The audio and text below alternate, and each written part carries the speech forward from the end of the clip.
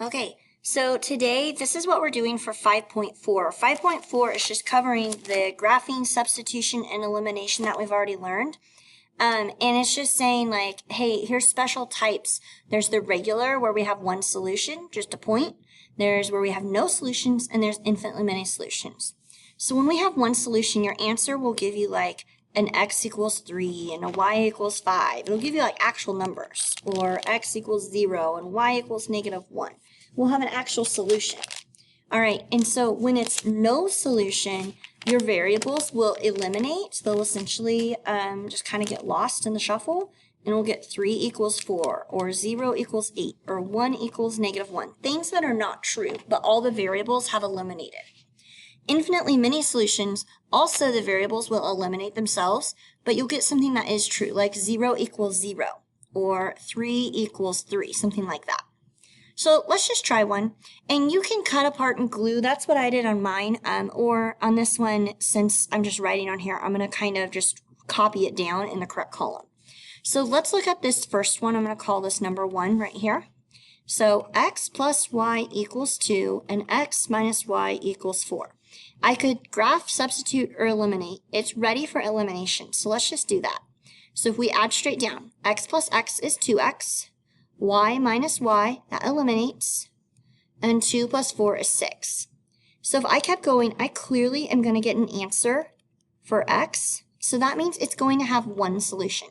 So I'm going to take that, and I'm going to write that up here. If I were doing this at home, if I had scissors in front of me, I would just cut this out and glue it right there. So that's that one right there, okay? So that has one solution. Let's try another one. So let's try this one right here. I'm going to call this number 2.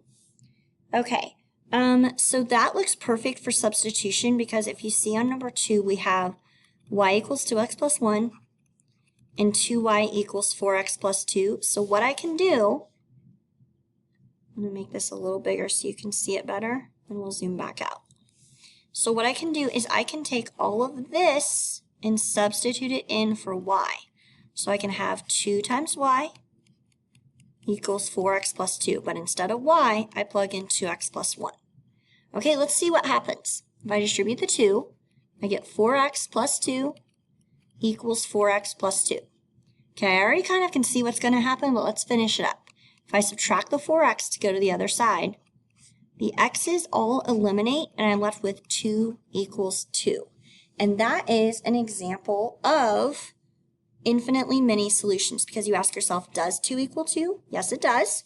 So that's infinitely many solutions. So up here, under infinitely many solutions, I would glue the box y equals 2x plus 1 and 2y equals 4x plus 2.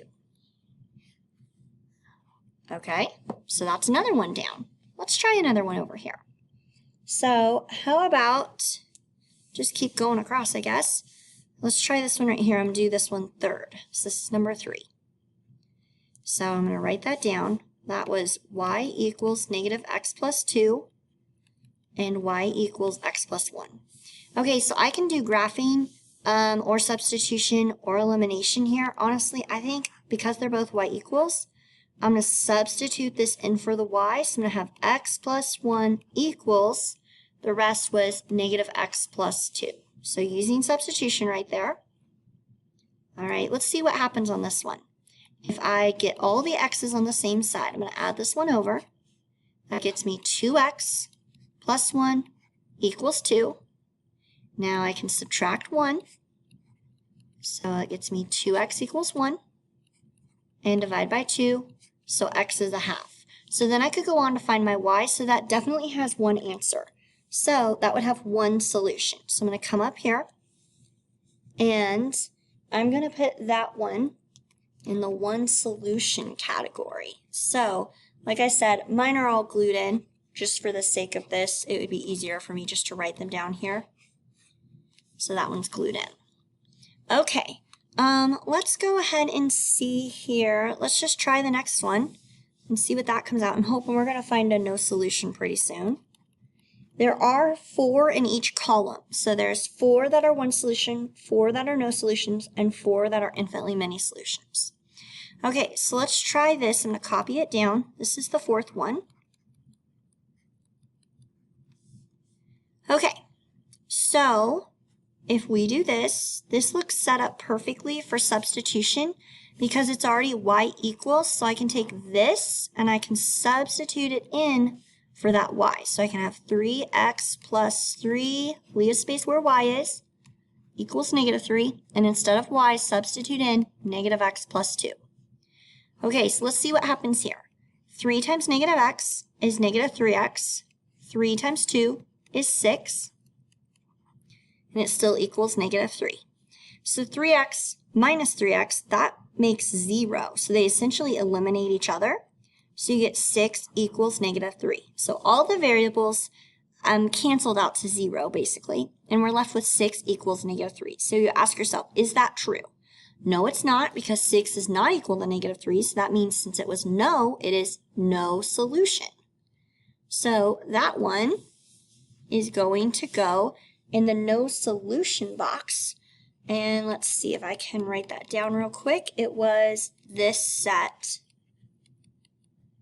of equations.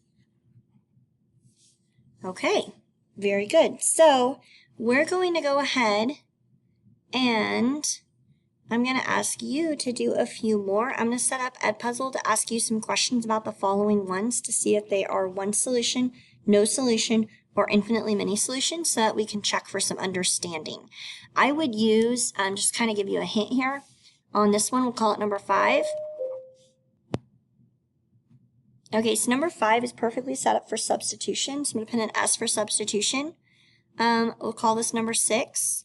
I think it's ready for elimination method. Number 7 is definitely elimination method. And number 8, I would probably do elimination method. So I'll go ahead and just put down methods. You can do elimination or substitution. This is perfect for elimination or substitution, and this is really good for elimination.